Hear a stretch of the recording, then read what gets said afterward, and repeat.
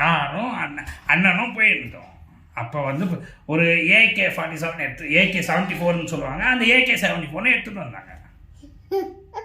நான் வந்து சுடுன்னு சொன்னாங்க, நான் ஒன்றுமே சொல்லலை, சுடாமல் தான் நின்றுட்டு இருந்தேன். ஆனால் அங்கே பக்கத்தில் இருக்கிறவங்க தெரிஞ்சு ஓடினாங்க.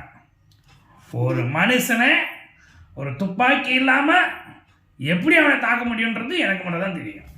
அண்ணன் பிரபாகரன் கூட தெரியாது. எப்படின்னு கேட்பேன். நான் நல்லா வந்து பருப்பு வகையெல்லாம் எல்லாம் நிறைய வந்து இருக்கும். ஆமக்கறிலேருந்து எல்லா கறியும் எடுத்து நல்லா சாப்பிடுவேன். வயிறு முக்க சாப்பிட்ருவேன்.